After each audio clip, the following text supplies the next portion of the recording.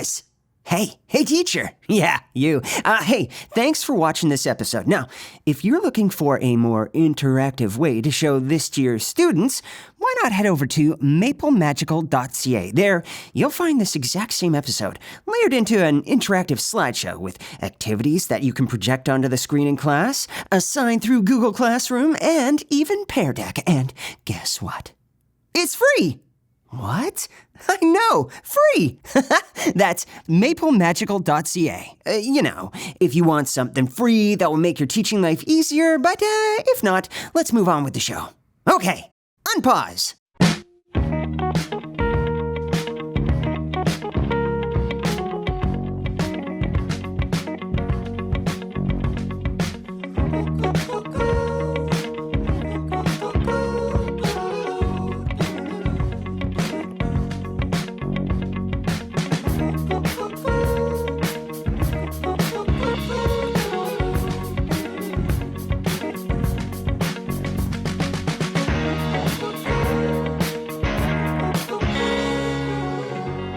Hello everyone, welcome to the Maple Magic Show. My name is Bretholemew Barrhaven, and today we're going to talk about history class.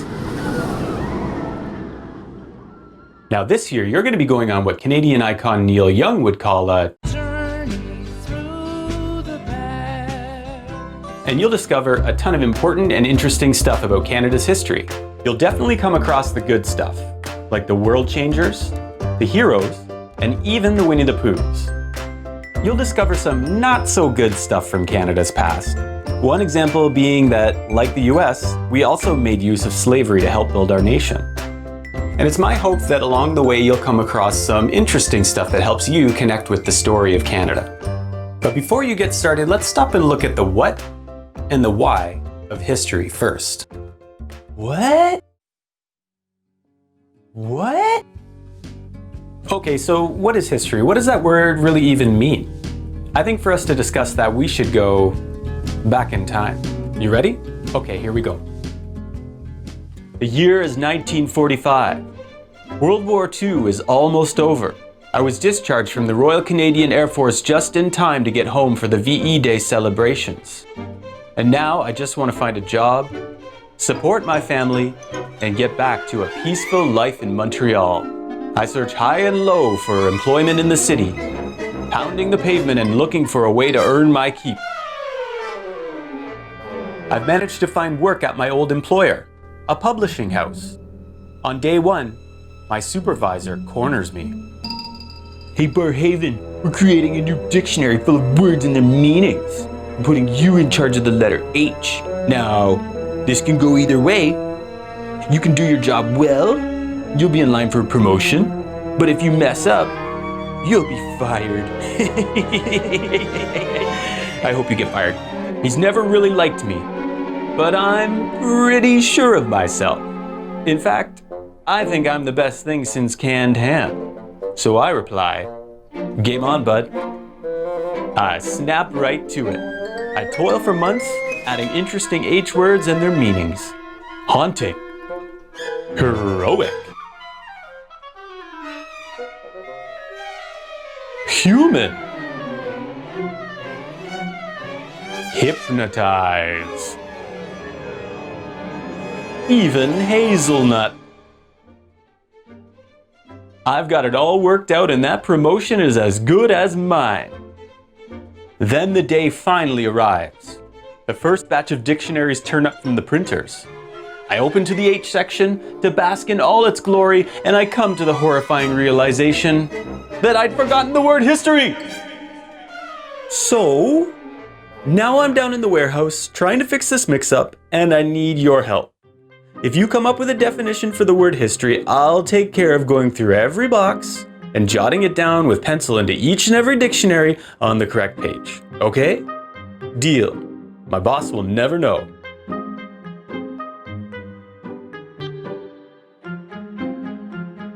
Okay, so this is the point in the show where we stop, we take a deep breath, and we think about the challenge. Help Bretholemew define the word history so he won't lose his job.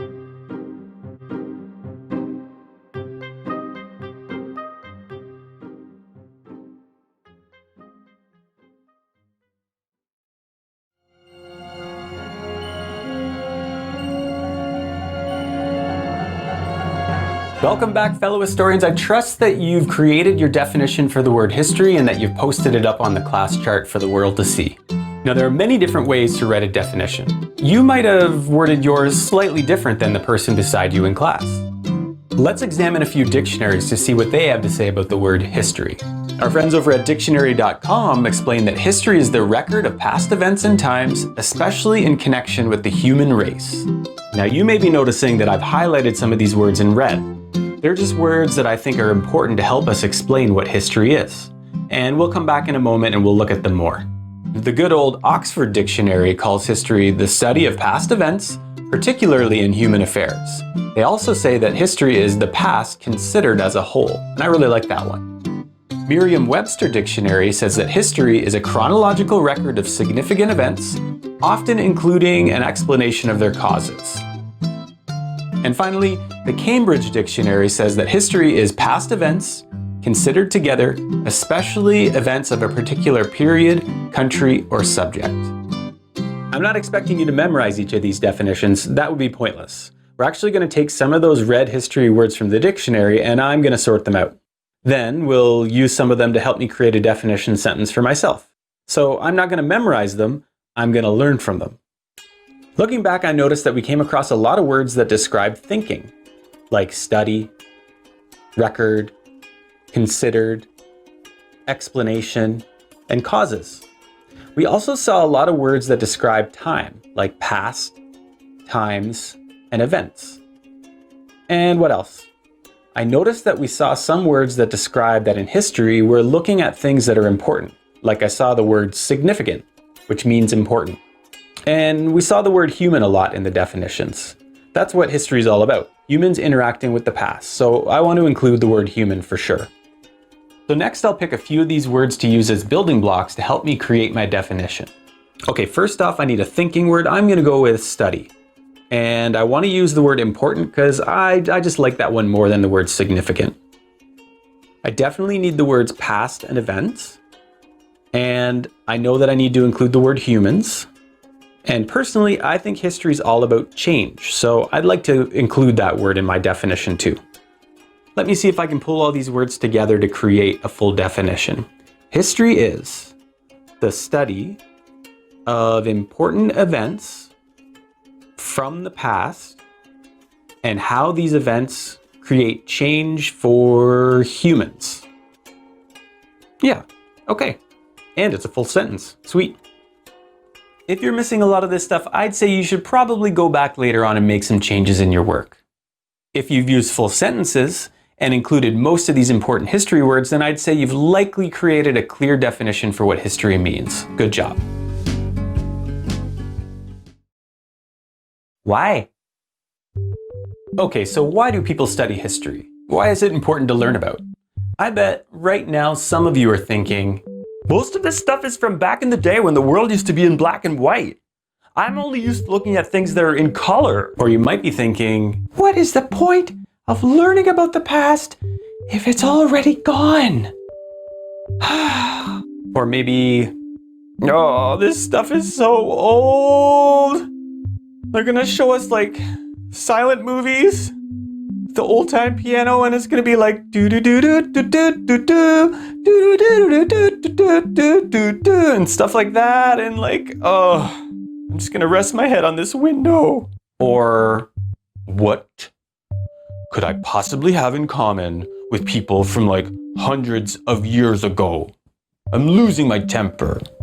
I should just sit down here by this canal and get my composure and calm down and be alone for a little bit, take a time out. Or you might be thinking, so what you're saying is you want me to learn about the past because why? But I know that most of you are sitting there going, oh, cool, history. Okay, let's check it out. Now, there are lots of different reasons to study what's happened in the past, but today we're going to take a look at 5 of them. And I'll even show you a few examples from around the world and especially Canada along the way. While you're watching, it's your job to take in the information I show you and jot down some notes on that why page that your teacher gave you. Oh, and one quick tip. Is your teacher listening? No? Okay. You definitely want to write down notes on this because they told me that they're going to give you a quiz on it later. Okay? Don't tell them that I told you. Don't tell them. Thanks.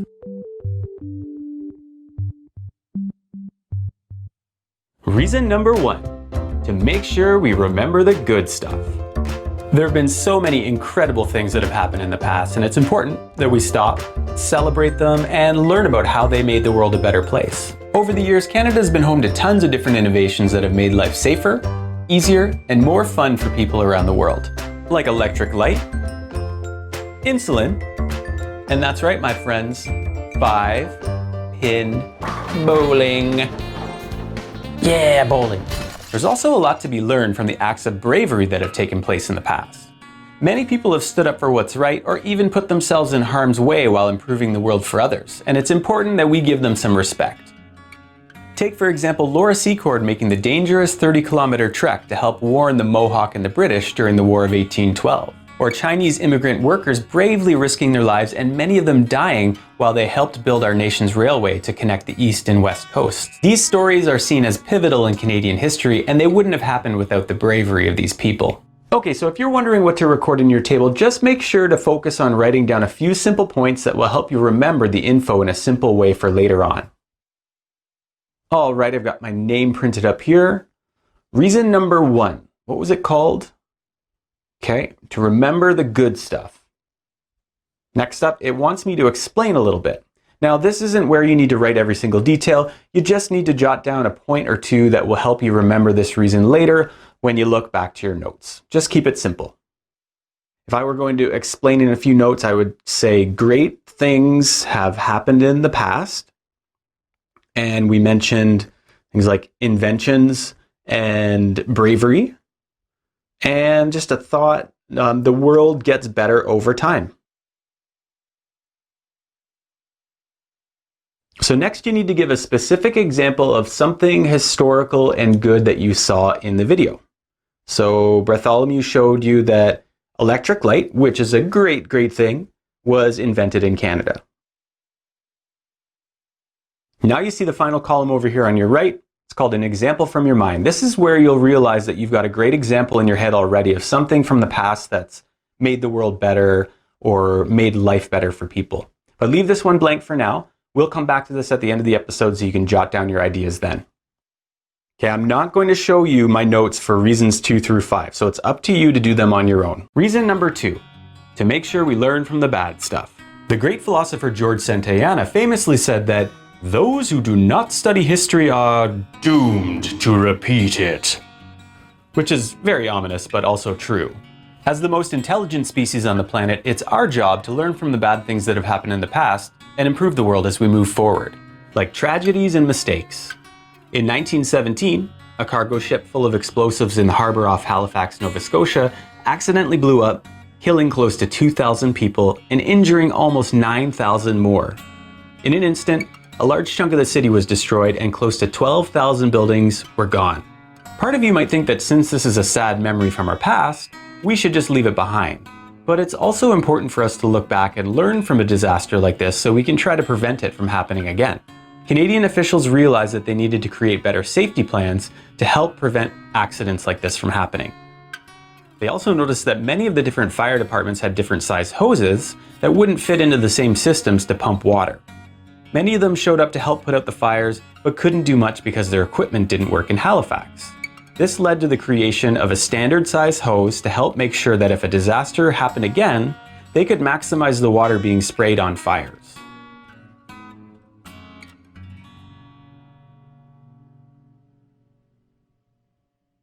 Another example of the bad stuff, evil. It's important for us to look back on the fact that throughout every period in history, there have been awful people who want to inflict terrible pain and suffering on the world. It happened in the past, and we need to take responsibility to learn about it because we need to be prepared for when it happens again in the future. Back in the World War II era, Adolf Hitler planned and oversaw the murder of millions of innocent civilians, all because he didn't think that they fit in with his worldview. Some historical research puts the number as high as 17 million people intentionally murdered. That's not including soldiers fighting in battle. When I say 17 million, I mean civilians just caught up in Hitler's plans. The World War II era is a very dark moment in human history, and some people choose not to think about it.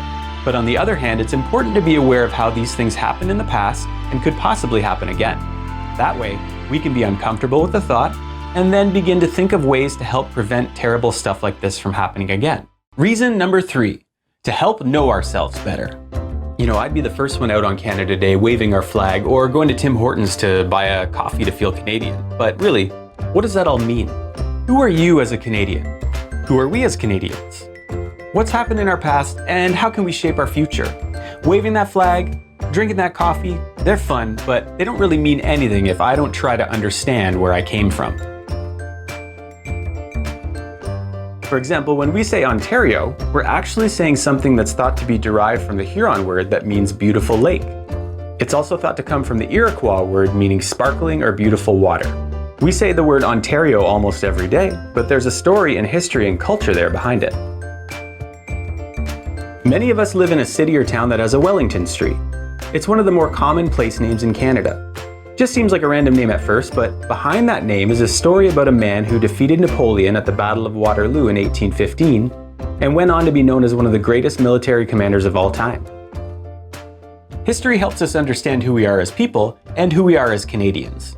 If we learn about our history, it helps us know where we came from and how that led to where we are now. Reason number 4, to get you involved with your community. Every year, schools celebrate Terry Fox by looking back on his quest to raise money and awareness for cancer research.